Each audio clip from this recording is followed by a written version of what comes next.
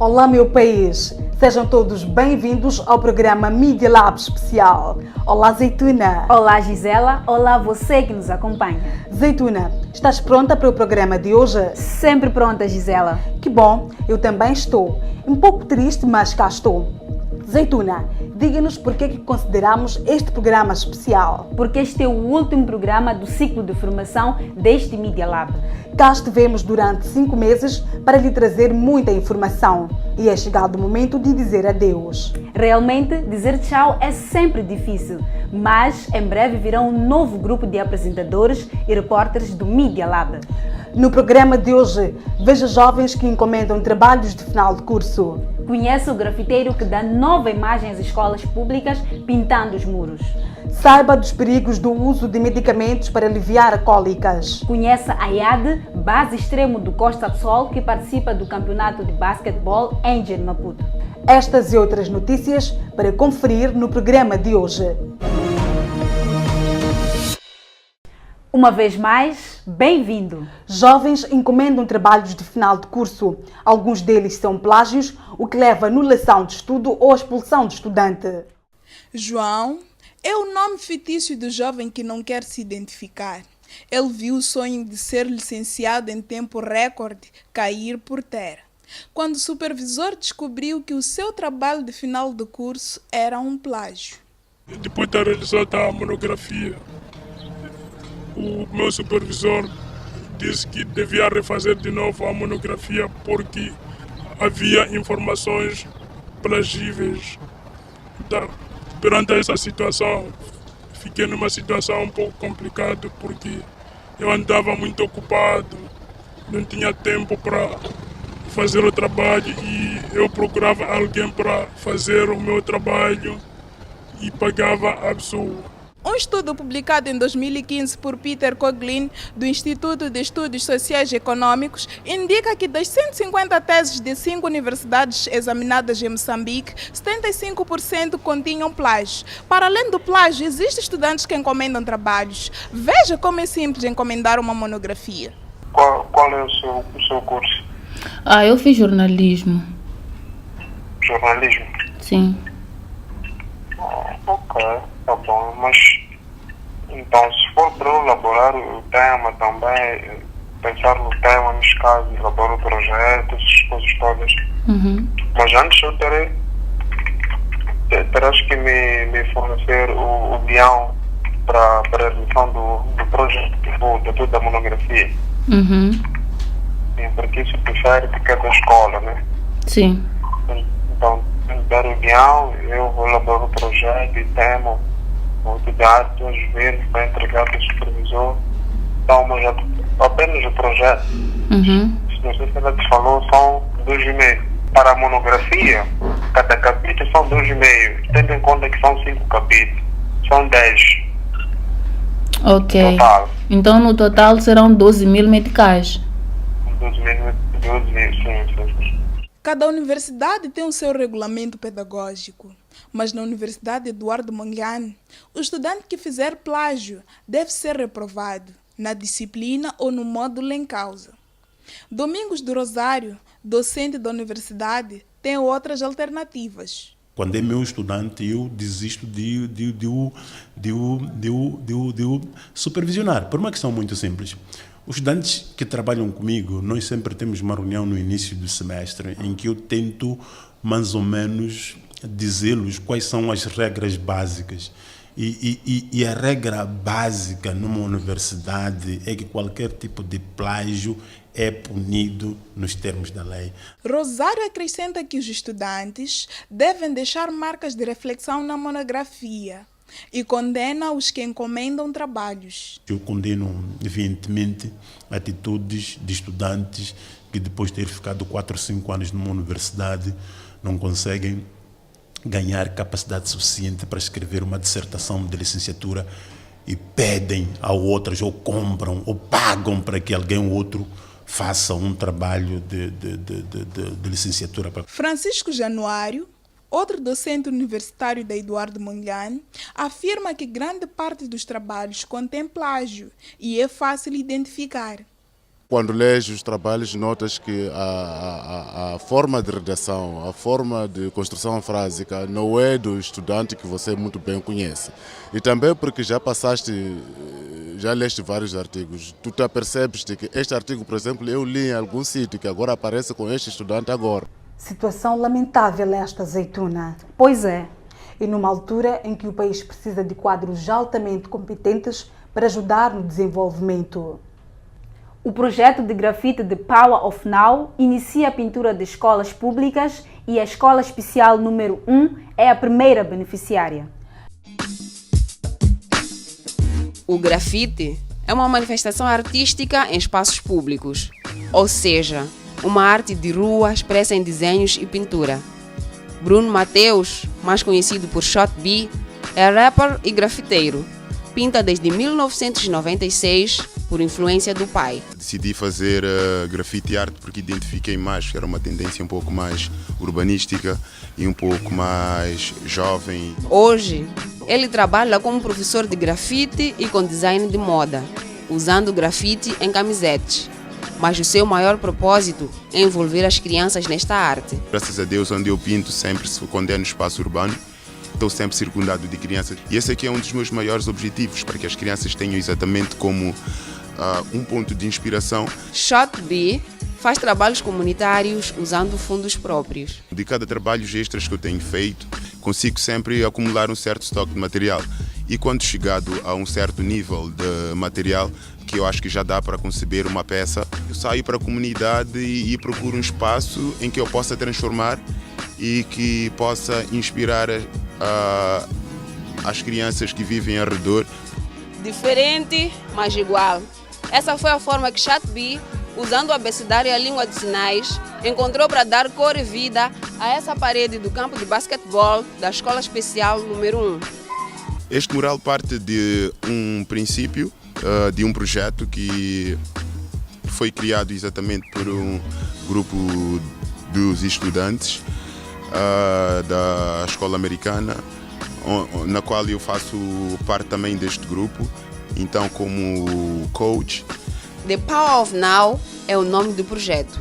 Madei foi a estudante que teve a iniciativa de criá-lo com o objetivo de levar o grafite para as escolas públicas. Projeto de arte que fazemos grafite em Maputo, escolas de Maputo, colaboramos com outros artistas para fazer arte que transmite mensagens, para abrir as mentes das pessoas, para ver diferentes perspectivas.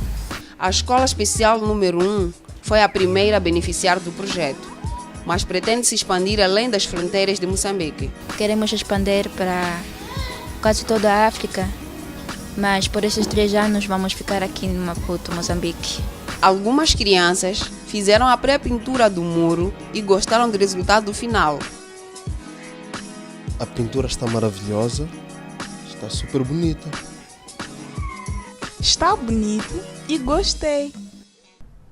Engenheiro alimentar cria projeto para produzir sabonete reutilizando óleo de cozinha. As mulheres que participam deste projeto não só aprendem a fazer sabonete, mas também a gerar renda própria. O óleo faz parte do nosso dia a dia e muitas vezes é desperdiçado. Foi assim que Cristina viu uma oportunidade. Criou há 2 meses e meio o projeto Daisy Handmade para produzir sabonete ecológico e quer assim ajudar outras mulheres a ter a sua própria renda. Pronto, a iniciativa da Daisy é um projeto que surge da identificação de uma necessidade de termos um sabonete para famílias de baixa renda.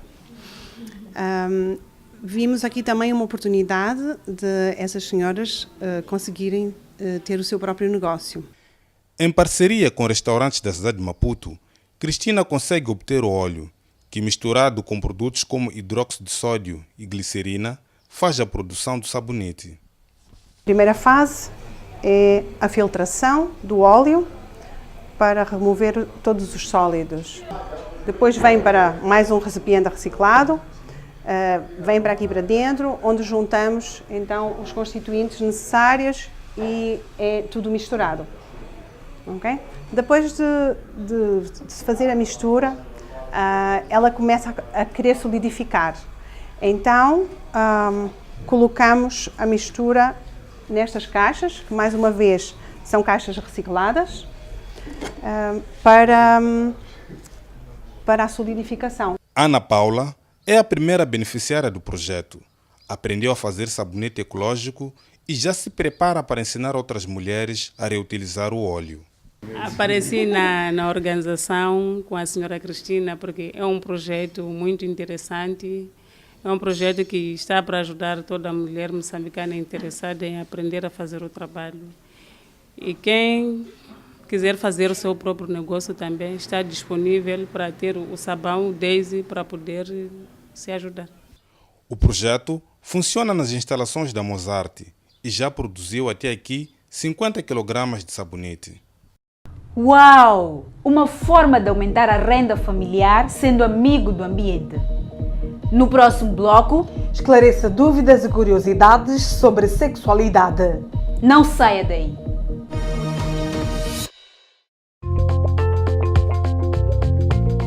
Depois de depositar o pedido de informação na instituição, passadas 3 semanas, sempre fui procurar saber se o meu expediente já tinha despacho, mas a resposta era sempre: vem amanhã, vem amanhã. Todas as instituições públicas e privadas têm por lei o dever de prover informação de interesse público. As autoridades administrativas devem facultar a consulta de documentos de interesse público num prazo máximo de 21 dias a contar da data da entrada do pedido. O acesso à informação promove o desenvolvimento do país. Na saúde, por exemplo, mulheres e homens conhecem os seus direitos.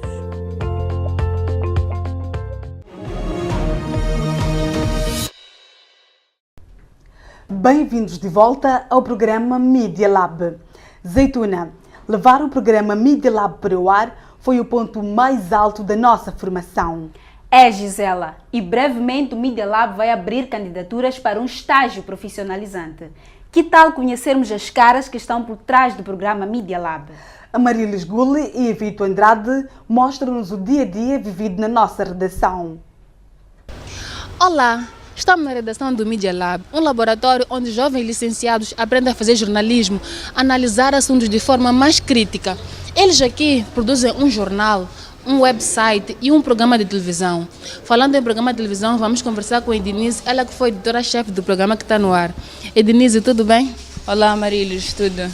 Como é que foi a preparação para este programa? Bom, a preparação deste programa foi árdua, tendo em conta que é o nosso último programa. Nós queríamos trazer algumas coisas diferentes, mas também manter a qualidade do programa do Media Lab. Obrigada, Ednise. No Media Lab, os estagiários têm 10 meses de convivência com jornalistas mais experientes de Moçambique e com profissionais de outros países. E têm também oportunidades de participar em congressos de jornalismo investigativo na África do Sul e no Brasil. Eles partilham nesse espaço dificuldades, aprendizado, 5 dias por semana, das 8h30 às 17h. E no final dessa capacitação, eles saem prontos para oportunidades de trabalho. Vou conversar com outra pessoa e dessa vez vai ser a Albertina, ela que já vai terminar o Media Lab. Albertina, tudo bem? Tudo bem, Amarilis. Como é que essa capacitação mudou a tua forma de ver o jornalismo e te mudou durante esses 10 meses? Essa capacitação mudou a forma como eu olho para mim. Quando entrei para o Media Lab, eu me sentia insegura e não sentia capaz de fazer o que os outros profissionais fazem em televisão. Hoje eu me sinto uma profissional segura. Obrigada, Albertina. Vamos conversar com outra pessoa e dessa vez vai ser o Mariano, ele que é o chefe da turma. Mariano, tudo bem? Tudo, Amarilis. O que estás a fazer agora? Estou a produzir uma reportagem que tem a ver com as implicações do uso de cremes para o clareamento da pele. Eu soube que és o primeiro licenciado da tua família, isso é verdade? É verdade, sim, e decidi abraçar o jornalismo e pretendo influenciar os outros a seguirem por este caminho. E foi uma grande vitória para mim, tendo em conta que fui o primeiro. E é preciso, neste percurso, é preciso termos lá o foco e a determinação para alcançarmos esse objetivo. Obrigada. O Media Lab está com inscrições abertas para uma nova turma de estagiários. Você precisa ter o curso superior completo, muito interesse em jornalismo e disposição para transformar Moçambique. Vamos interromper uma reunião de pauta e dessa vez conversar com Rui Lamarques, ele que é o editor-chefe do Media Lab. Rui, tudo bem? Tudo bem, Amarilis. O que a pessoa precisa para ser contratada no Media Lab? 3 coisas numa primeira fase: foco, determinação, criatividade. Depois, precisa pensar fora da caixa, mas também precisa de amar, acima de tudo, o jornalismo. Tem de querer fazer de jornalismo a sua vida. Com isso, a pessoa é bem-vinda ao Media Lab. Obrigada, Rui. Então fica aí a dica. É determinado, pensa fora da caixa e principalmente ama o jornalismo. Não perca mais tempo. Inscreva-te e venha fazer parte da família Media Lab. Apesar do acesso à informação sobre sexualidade, muitos jovens e adolescentes ainda têm dúvidas nessa temática. Confira algumas curiosidades, dúvidas e respostas sobre este assunto.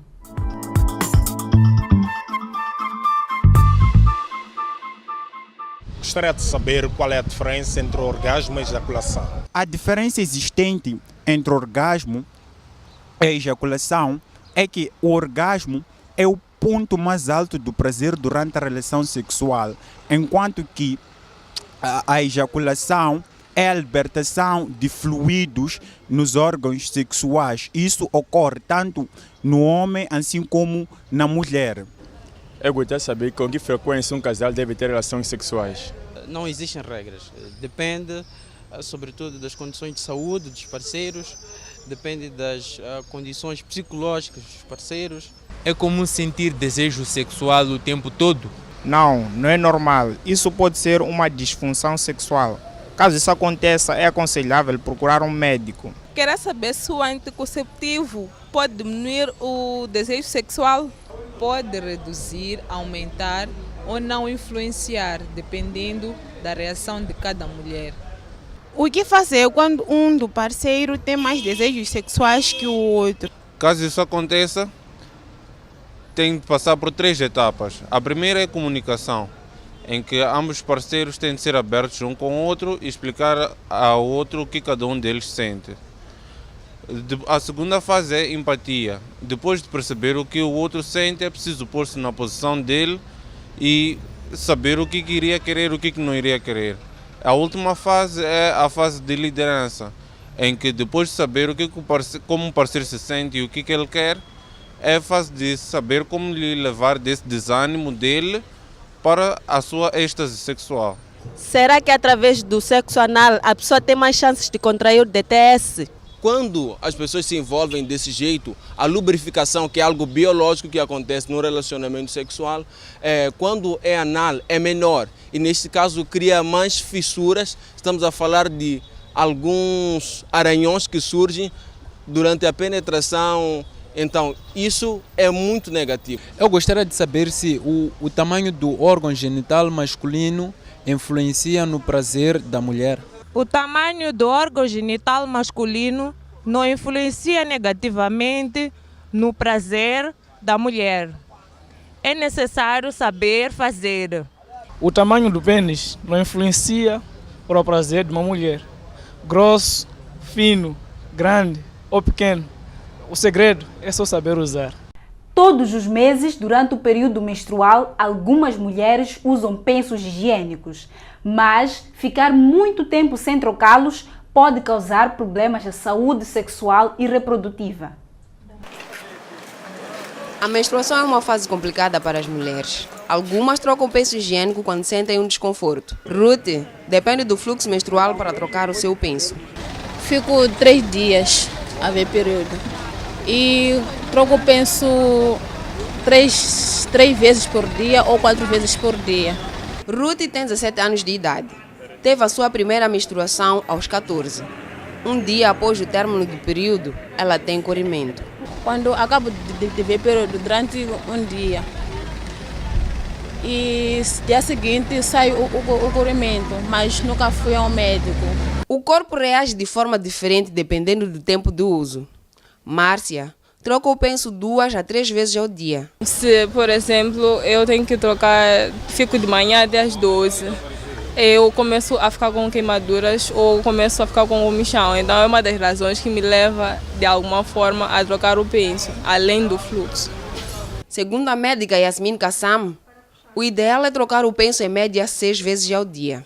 Quanto mais tempo a gente fica com o penso, pode ter um mau odor, podem criar infecções, ser um próprio meio de cultura de bactérias pelo tempo do uso do penso e acúmulo daquele sangue que o próprio organismo está a expelir, a tirar do corpo. A médica propõe como soluções ter maior cuidado com a higiene íntima e trocar regularmente o penso até o último dia da menstruação. Quando tiver esses problemas, se surgirem, procurar apoio de um profissional de saúde, que vai indicar qual a melhor conduta a ter para essas soluções. A médica propõe como soluções maior cuidado com a higiene íntima e trocar regularmente o penso até o último dia da menstruação.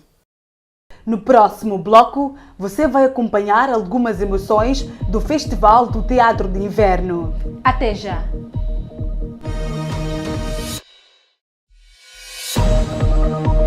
Saúde, educação, tecnologia, cultura, desporto, meio ambiente e reportagens especiais. Bem-vindos ao Jornal do Media Lab. Jornalismo feito por jovens para o público jovem. Media Lab, o laboratório de jornalismo aqui na sua STV.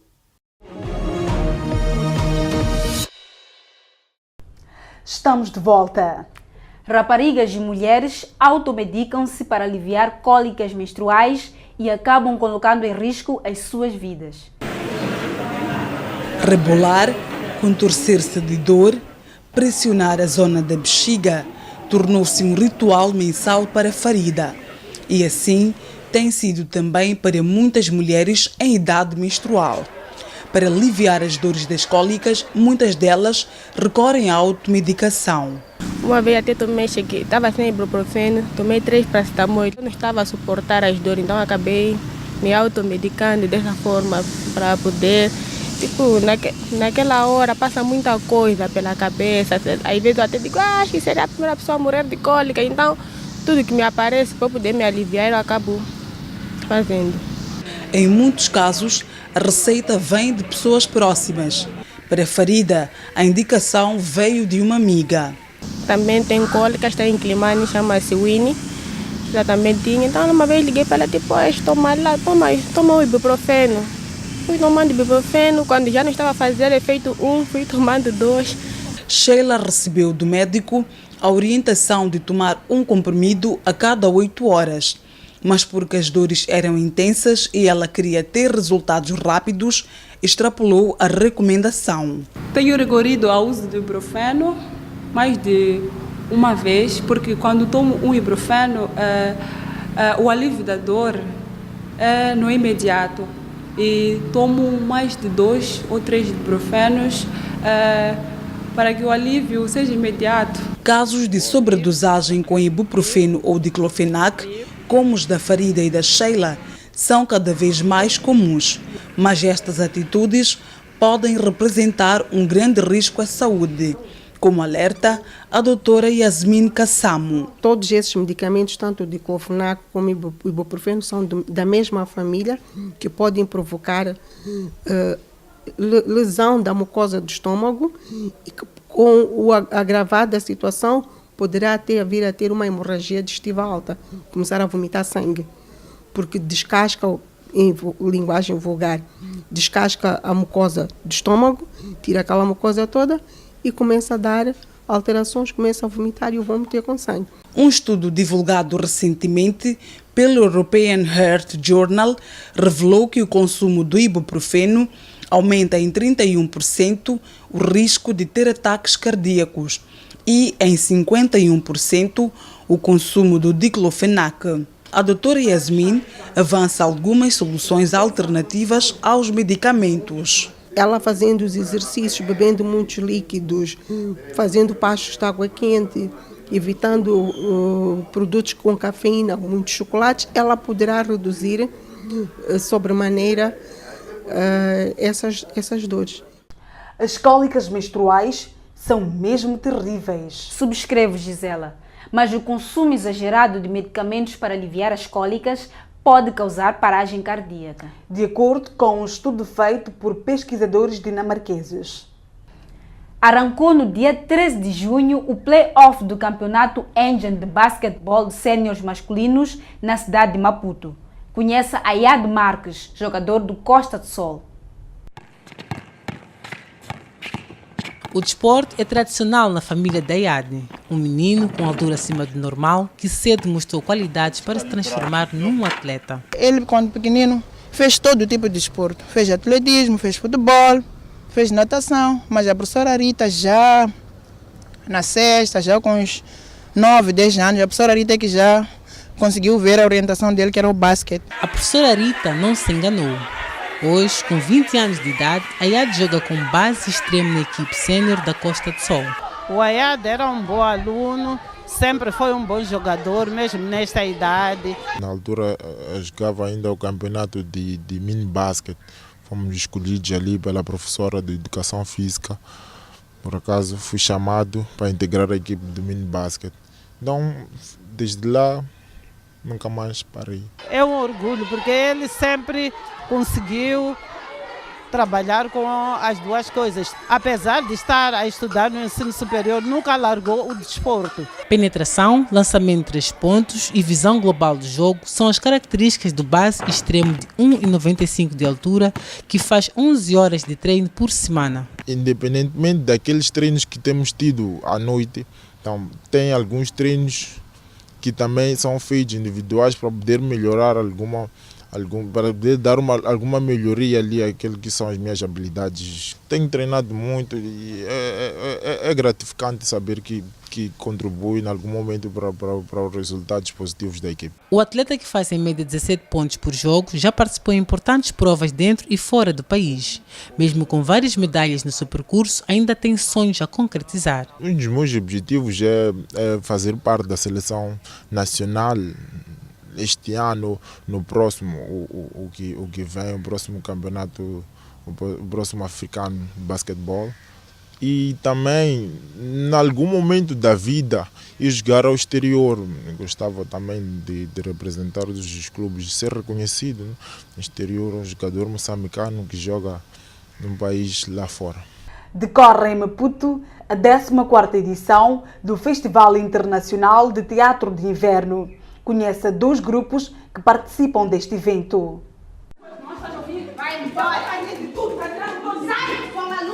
O que era apenas uma ideia de promoção do teatro moçambicano acabou se transformando em um festival internacionalmente reconhecido. O objetivo principal do Festival Teatro de Inverno é a troca de experiências, o intercâmbio, a aproximação entre as companhias de teatro, é dar oportunidades aos grupos de teatro que geralmente não têm locais para apresentar as suas obras, de poderem apresentar durante 5 semanas que nós estamos a realizar este festival, de apresentarem as suas obras e também de interagirem e conhecerem outros grupos, outras realidades teatrais. O Festival Internacional de Teatro de Inverno já está na sua 14ª edição. Com o fim previsto para 25 de junho, este ano o festival conta com a participação de 25 grupos teatrais nacionais e internacionais. Temos 2 companhias de teatro que vêm da África do Sul, 2 companhias de teatro que vêm de Angola, uma companhia que vem da Alemanha e uma companhia que vem de Portugal.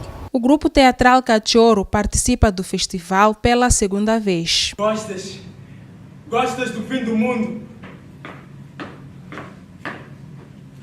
Aqui é onde eu quero ficar.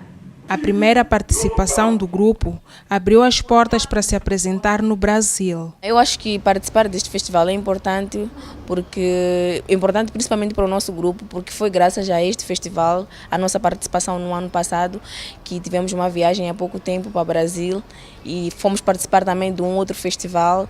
E esperamos que este ano também surja alguém que nos veja neste festival e nos leve, se calhar, para fora também. Katie Fagotti, atriz alemã que marcou presença no FIT, apresentou ao público a peça O Piano Sem Teto. E ela tenta de todas as maneiras salvar o piano, porque se o piano ficar na rua vai chover e vai se estragar completamente. Então ela faz de tudo para tentar convencer as pessoas da importância da música, da importância de aprender música, da importância de ir ao concerto. Porque, infelizmente, a nível mundial, se vê que cada vez menos se está dando importância para a cultura, né? Para as artes, de uma forma geral. Então, é um pouco uma uma denúncia do que está acontecendo no mundo inteiro.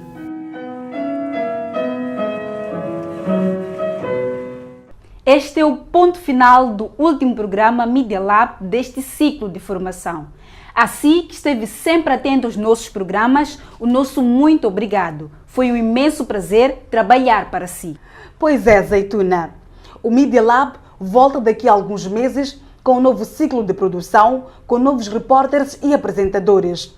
Nestes 5 meses, foi uma alegria inimaginável poder mostrar-vos o nosso trabalho.